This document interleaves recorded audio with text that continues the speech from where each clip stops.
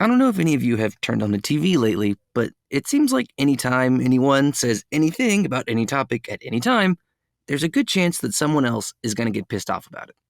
Except how excited we are about Hayden Christensen and Ewan McGregor coming back for the Obi-Wan series. Everyone seems to agree about that. And that angry on the internet trend seems to be continuing no matter what happens. So, as long as we're operating under the assumption that some people are going to get upset by the things I say, I can say whatever I want, right? Maybe? Anyway, with that in mind, there's been one topic of discussion in my little corner of the world that's embodied that energy over the past year or so. And that's this guy. This is Tanguy Ndombele, and if you don't know who he is, or really don't even know that much about soccer, that's fine. It's not the point. And I'm about to tell you anyway, so just sit back and relax. Tanguy Ndombele is a 25-year-old midfielder who's currently playing for Lyon in France, but once his loan deal ends, he'll go back to the club that owns his contract, which is my favorite team, Tottenham Hotspur. This is a picture of him on the day that he signed for Tottenham, which was a pretty big deal for both him and the club. There are conflicting reports about how much money he actually signed for, but by most accounts, it was about £55 million, or for the people from closer to my neck of the woods, 75 million American dollars. Either way, it was and still is a lot of money, and more importantly, it was a record transfer fee for the club. But more than 2 years down the line, it's fair to say that there's still a lot of debate about whether or not he was worth it, and the arguments in his favor are getting fewer and fewer by the day. Now, for my part, I love watching Tanguy play. He makes very difficult skills look pretty routine, like this outside-of-the-boot chip against Sheffield. He scored this, somehow. But amongst all the nutmegs, body dummies, and broken ankles, there are some things that Tanguy doesn't do so well. He can get played out of games too easily, and despite his frankly ludicrous dribbling ability, he can be pretty wasteful with the ball. And as far as Tottenham are concerned, the good moments that Tanguy has had, of which there have absolutely been a few, have largely been overshadowed by the more frustrating ones. In the game against Liverpool back in December, Ndombele put in an absolutely beautiful assist for Harry Kane. Exactly the kind of play that Tottenham paid all that money for back in 2019. But then he was booed off the field in their game against Morecambe a few weeks later. For years, it was a constant up and down with Ndombele. He spent time out of the team and pissed off at least a couple of managers, all while collecting his enormous salary.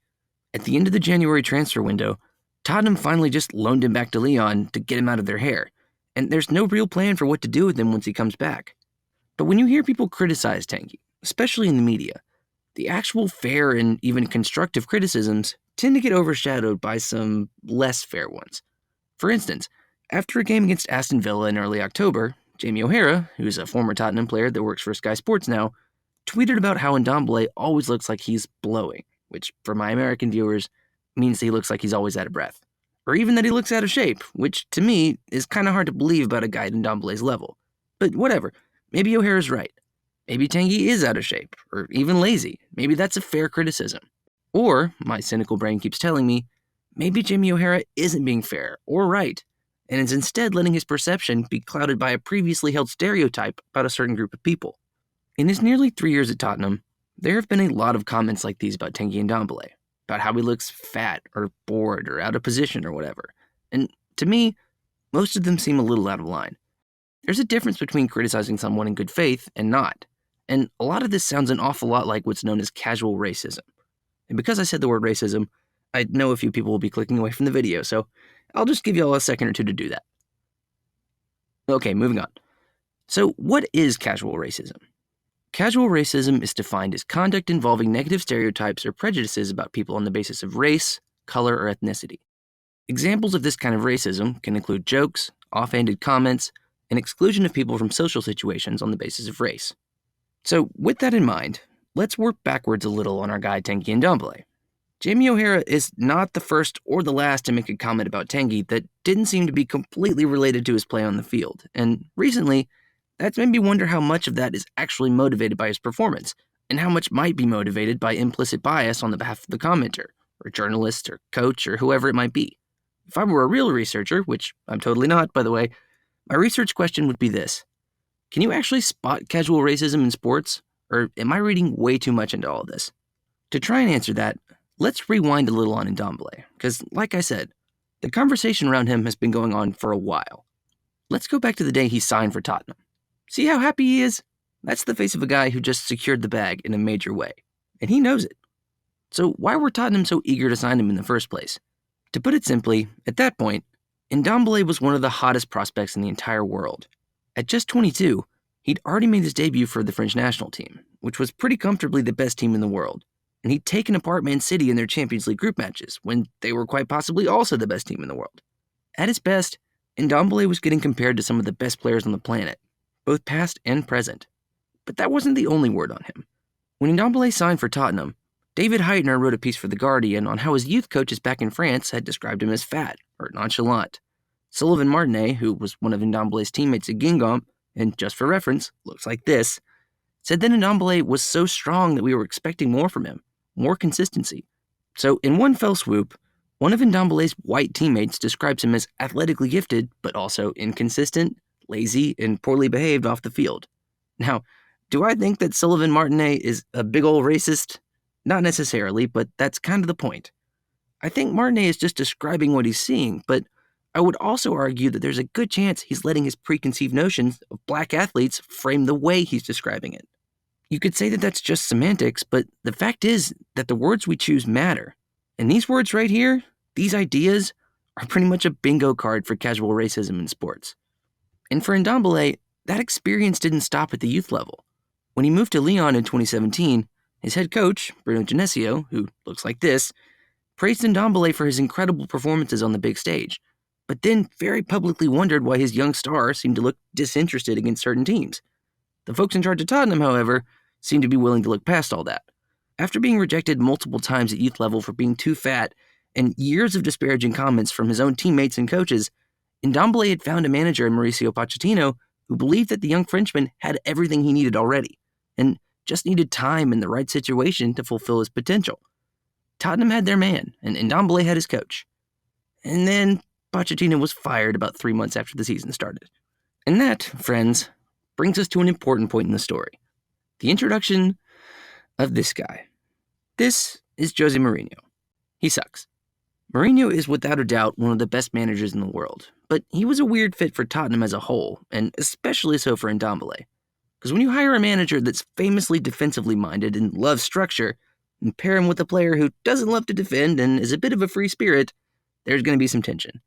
And pretty predictably, there absolutely was. Let's go back to this picture for a second. It's literally a picture of Mourinho laughing at a video of Tanguy Ndombele defending. And yeah, the video doesn't make Tanguy look great. The guy he's trying to defend does him pretty dirty, but laughing about it in a press conference? That's just incredibly petty and was not the last time that these two had beef. And it could be argued that Ndombele has never fully recovered from that, but I'm kind of getting away from the point. When David Heitner wrote that article about Ndombele signing for Tottenham, he mentioned comparisons to 3 players: Michael Essien, Paul Pogba, and N'Golo Kante. Now, these guys are some of the best players of the past 20 years. Being compared to them would be incredible for anyone, let alone a 22-year-old. But you've probably already noticed something else that these guys all have in common. Old coaches and executives chose to compare Ndombele to other French-speaking players of African descent. You could counter by saying that those players matched up the best with his skill set, but those 3 guys are very different players in their own right.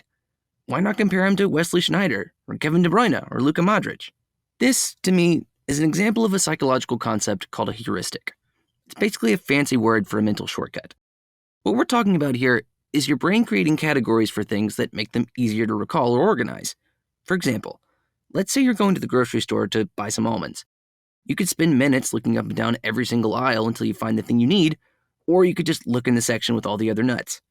Your brain has created a heuristic, educated guess, a pathway for connecting one idea to another, so that you don't have to waste time or mental energy that you don't need to.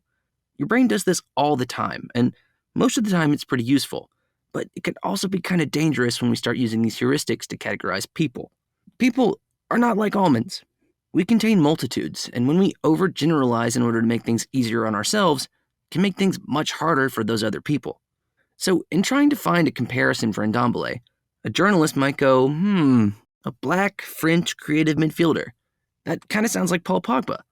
So that's the comp they use to make sense of this new guy that people don't know as well. But where that becomes problematic is that the style of play might not be the only thing they're comparing there.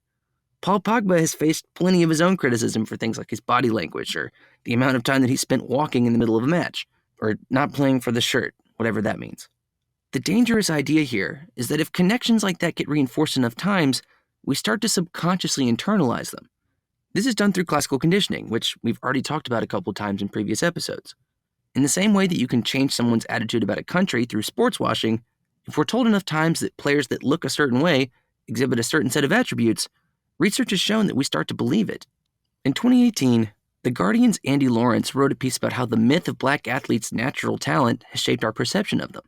He cites a couple of different studies, one from the University of Missouri and one from the University of Colorado, that point to the same conclusion. We're more likely to assign attributes like intelligence and work ethic to white athletes, and attributes like athleticism and natural talent to black ones. That's how we get conversation around NFL draft time about certain quarterbacks being cerebral and good leaders, and others being dynamic or athletic. And if you hear that pairing enough times, there's a good chance you're going to internalize it. That's classical conditioning. It's implicit, takes a while to develop, and once it takes hold, it's really hard to extinguish. Now, calling someone athletic, or even thinking an entire group of people is athletic, might not inherently sound like that much of an indiscretion, but it becomes more dangerous when you compare it to the alternative. Like I said earlier, casual racism is implicit, and that makes it a lot more difficult to notice. Overt racism is very easy to spot, and much easier to hold people accountable to, even if they're in positions of power.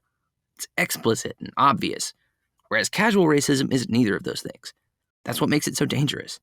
So with that in mind, let's revisit our original question. Can you spot casual racism in sports? And if so, how? Let's do a review on Ndombele and see if we can come up with an answer. Multiple times over the course of his career, Ndombele's been criticized stereotypically about things that may or may not have had anything to do with his play on the field. First part of the definition, check. He's also been associated with players that look like him who've been harmed by those same racial stereotypes, which would suggest a level of prejudice on the part of those doing the associating. Second part of the definition, check. And lastly, he's been subject to jerks making jokes and offhanded comments related to that stereotype when they could and probably should have been helping. Third part of the definition, check. And to be clear, Jose Mourinho is the actual worst. I think it's important to ask here if anybody was doing this on purpose. And to be honest, I'm not sure. But the real answer here, the big takeaway, is that it doesn't matter. Because racism extends past intent. You can spot casual racism in sports because it's kind of all over the place. And that's the problem. Stereotypes and prejudices get reinforced and conditioned all the time, whether we're trying to or not.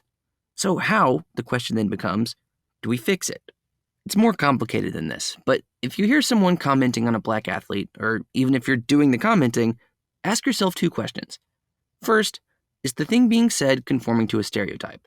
And second, if it is, how did the person speaking come to internalize that stereotype?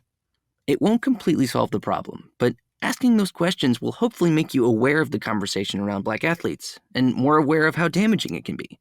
Casual racism does exist, and because it's a more subtle form of racism, it can be very difficult to get rid of, even in our own minds. But it's harmful. Ndombele is far from innocent in how he's come to be perceived in England, but after spending years in a place that was openly hostile to him, possibly because of preconceived biases about black players, there's a good chance that his career in elite soccer might be over. Even after showing all of that promise and legitimately being one of the most talented players on the planet, he may never be able to overcome those narratives about him. And if casual racism was even a 1% factor in that becoming a thing, I would argue that that's way too much. Hopefully this discussion made it a little easier to identify in the big bad world. And hopefully you start to understand how good players like Tanguy Ndombele end up with reputations that they may or may not have actually earned.